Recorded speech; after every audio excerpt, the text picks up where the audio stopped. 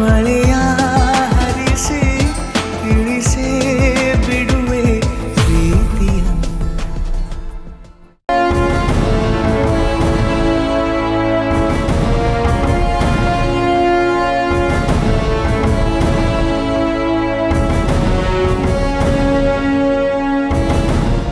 ಯಾಕೆಲ್ರೂ ಹೀಗೆ ಹಠ ಮಾಡ್ತಿದ್ದೀರಾ? ನನಗೆ ಹಸ್ವಿಲ್ಲ ಅಂತ ಹೇಳ್ದೆ ತಾನೆ? ನೀವೆಲ್ಲ ಯಾಕೆ ಊಟ ಮಾಡದೇ ಇದ್ದೀರಾ? ಕಾಶಿ, ನಿನಗ್ ಬುದ್ಧಿ ಇಲ್ವಾ? ಬೆಳಗ್ಗೆ ಎದ್ದು ಕೆಲ್ಸಕ್ಕೆ ಹೋಗ್ಬೇಕು ತಾನೆ? ನೀನ್ ಊಟ ಮಾಡದೇ ಇದೆಯಲ್ಲ?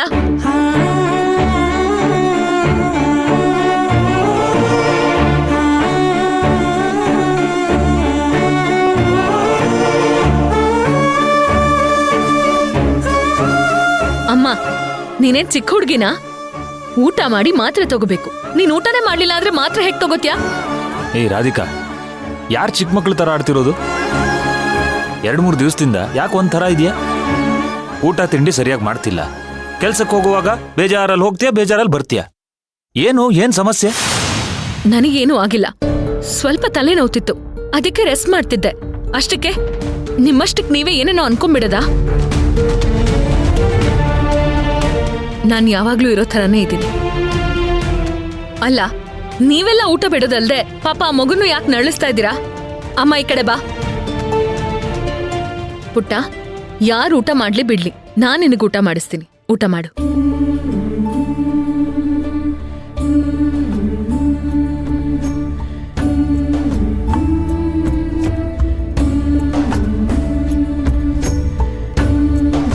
ನೀನ್ ಚೆನ್ನಾಗಿ ಊಟ ಮಾಡು ಪುಟ್ಟ. ಹೊಟ್ಟೆ ತುಂಬಾ ಊಟ ಮಾಡಿದ್ರೇನೆ ಆರೋಗ್ಯ ನೆಟ್ಟಗಿರೋದು.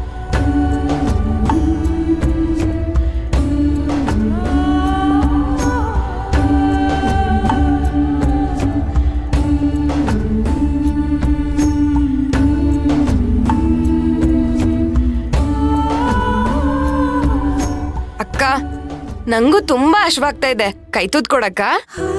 ಕೂತ್ಕೋ, ಕೊಡ್ತೀನಿ.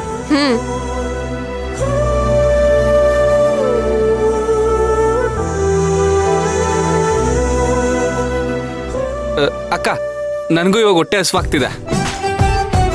ತಗೋ.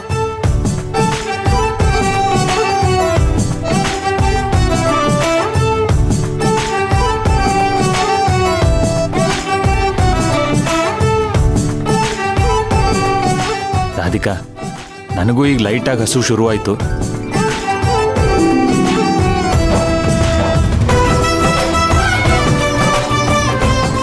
ಸಾಂಬಾರ್ ಹಾಕಿ. ಸಿಸ್ಟರ್, ನನಗೂ ಅಷ್ಟೇ. ಗುರುಗೆ ಹಸು ಶುರು ಆದ ತಕ್ಷಣ ನನಗೂ ಶುರು ಆಗೋಯ್ತು.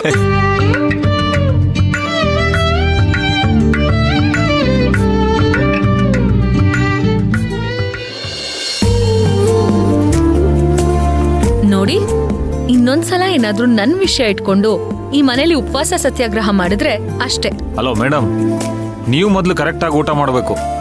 ಮೊದಲು ನೀವ್ ತಿನ್ನಿ, ಆಮೇಲೆ ನಾನು ಮಾಡ್ತೀನಿ. ಅದ್ಕೆ ನೀವ್ ಪ್ಲೇಟ್ಗೆ ಊಟ ಬಡ್ಸೋದ್ ಬೇಡ. ನಾವ್ ಹೀಗೆ ಅಕ್ಕನ್ ಕೈ ತೂತೆ ತಿಂತೀವಿ.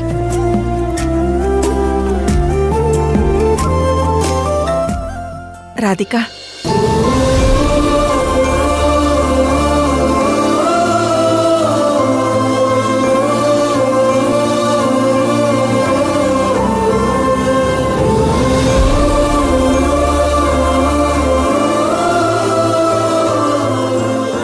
ರಾಧಿಕಾ,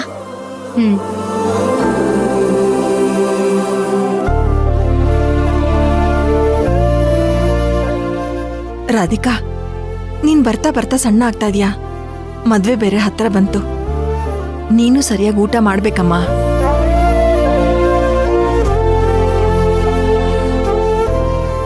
ಮನೆಯವರೆಲ್ಲ ನನ್ ಮದ್ವೆ ಆಗತ್ತೆ ಅಂತ ಖುಷಿಯಾಗಿದ್ದಾರೆ.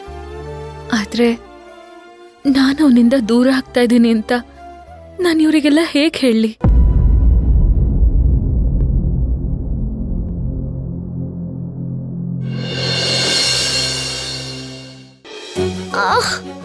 ಋತ್ವಿ,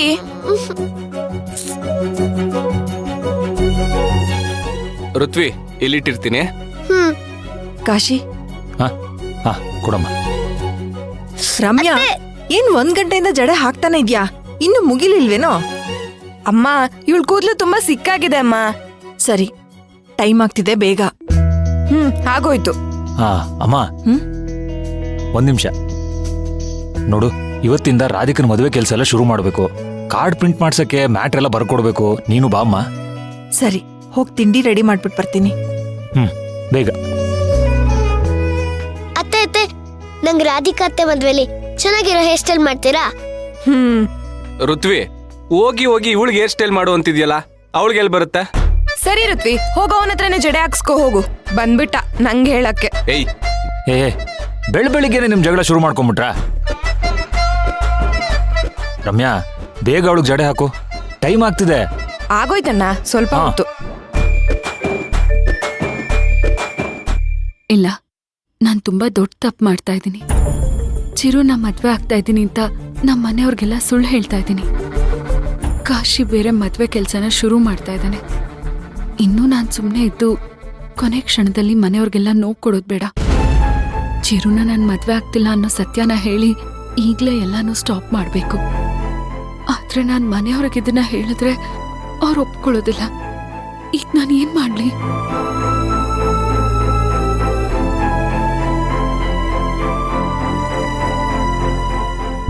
ಮನೆಯವ್ರಿಗೆ ಇದನ್ನ ಹೇಳೋಕ್ಕೂ ಮೊದಲು ಈ ಜಾತಕದ ವಿಷಯನ ಚಿರು ಹತ್ರ ಹೇಳ್ಬೇಕು.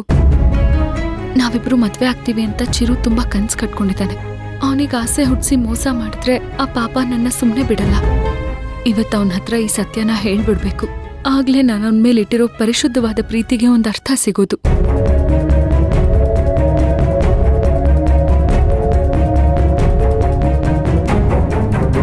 ಅಯ್ಯೋ, ನಾನು ಅವನ್ನ ಮದ್ವೆ ಮಾಡ್ಕೊಳಲ್ಲ ಅನ್ನೋ ಸತ್ಯನ ಅವನ ಹತ್ರ ನೇರವಾಗಿ ಹೇಳ್ಬಿಡ್ಬೇಕು. ಆದ್ರೆ ಅದನ್ನ ಹೇಗ್ ಹೇಳಿ? ಚಿರು ಕಣ್ಣೀರ್ ಹಾಕೋದನ್ನ ನೋಡೋ ಶಕ್ತಿ ನನಗಿಲ್ಲ. ಆದ್ರೆ ನಿಮ್ಮಮ್ಮನೇ ಈಗ ನನ್ನ ವಿರುದ್ಧ ಇದ್ದಾರೆ ಚಿರು. ನನ್ನ ಕೈಲಿ ಏನೂ ಇಲ್ಲ. ಅವನ್ನ ನಾನು ಹೇಗ್ ಫೇಸ್ ಮಾಡ್ಲಿ? ನಾನ್ ಹೇಳೋ ವಿಷಯನ ಅವನ್ ಹೇಗ್ ಅಕ್ಸೆಪ್ಟ್ ಮಾಡ್ತಾನೆ? ಆದ್ರೆ ನನ್ನ ಹತ್ರ ಈಗ ಬೇರೆ ದಾರಿ ಇಲ್ಲ. ಈ ವಿಷಯನ ನಾನು ಹೇಳಲೇಬೇಕು. ಹೇಗ್ ಹೇಳಲಿ?